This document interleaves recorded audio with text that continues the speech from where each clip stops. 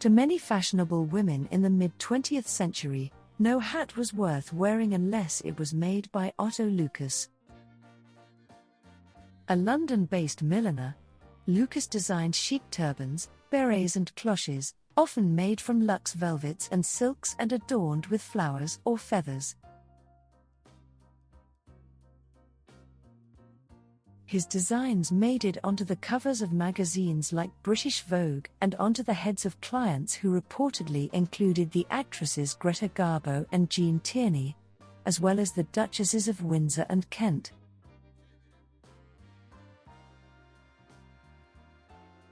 The name Otto Lucas was ubiquitous in England. At the height of his success, he sold thousands of hats each year around the world. He must have been the most famous milliner of the 60s, Philip Somerville, an assistant to Lucas who later designed hats for Queen Elizabeth II, told the Liverpool Echo in 1984. His name was God in the hat world. Yet even as his sharp instinct for style and trends made him a preeminent name in millinery, he struggled as a German-born Jew in World War II-era Britain, and as a gay man in a country that criminalized homosexual acts. He lived something of a double life, flaunting a glamorous lifestyle to the outside world while privately seeking out safe havens for queer people. Otto Lucas was born on July 9, 1903, in Newelheim, Germany, to Jacob and Dina Lucas, both German Jews. His father was a horse trader. He had a sister, Erna.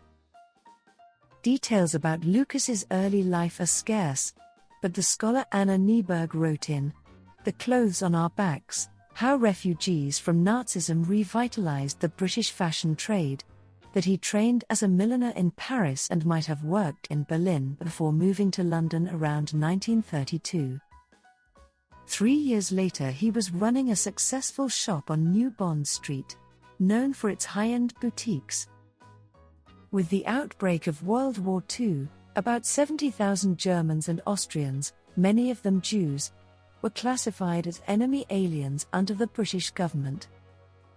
Lucas's parents, who left Germany for the Netherlands in 1936, were deported to Auschwitz in 1943 and were killed there soon after.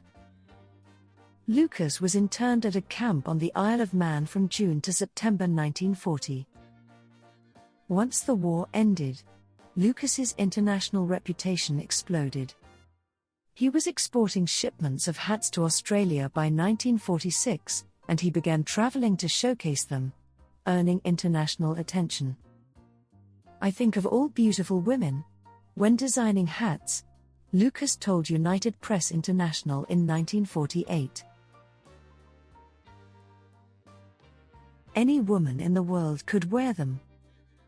While he was on a trip to the United States in 1948, the New York Times described some of his creations: a black taffeta, worn level on the head and massed with bows at the back, a bonnet made of green and pink striped satin with roses nestling at one side.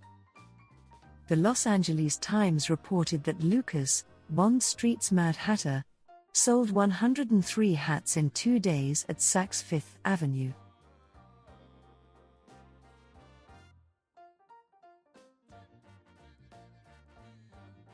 What makes Otto Lucas's hats different? The Philadelphia Inquirer asked in 1953, adding, "There's no doubt about it, his hats have elegance but with a disarming kind of charm." Lucas described his method succinctly to the Sydney Morning Herald in 1955, "I regard hat making as an art and a science."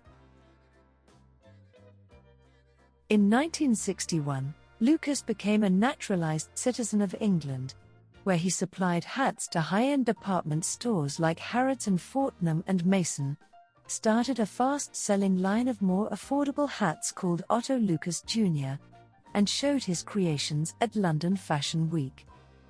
"Hats are my mad extravagance, I buy several a year from Otto Lucas," Beryl Maudling, a former actress and dancer, told the Daily Herald in 1963.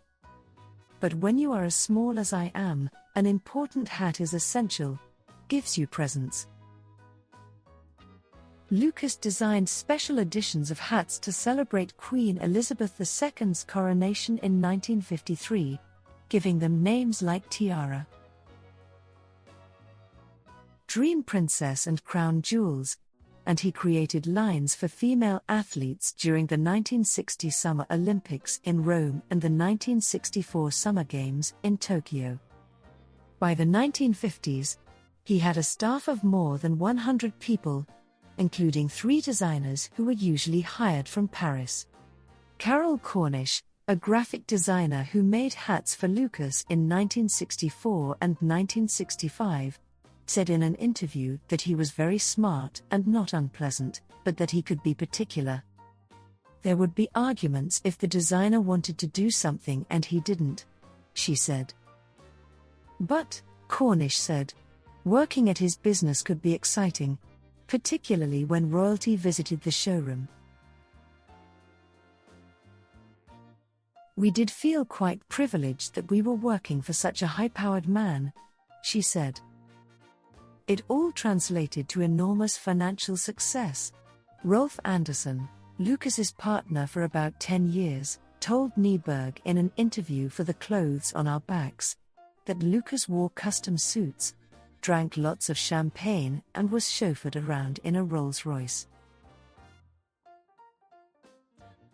The couple lived in a swanky area of London with 2 poodles, Olga and Whiskey, and had a country home in Kent, in southeast England, with acres upon acres of lavish gardens.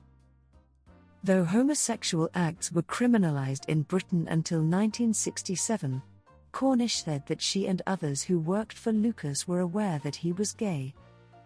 Lucas was also a mainstay at the Colony Room Club, a haunt for artists and bohemians in the Soho neighborhood of London that welcomed gay men and lesbians, and he was a close friend of the owner, Muriel Belcher, a lesbian who was fairly open about her own sexuality.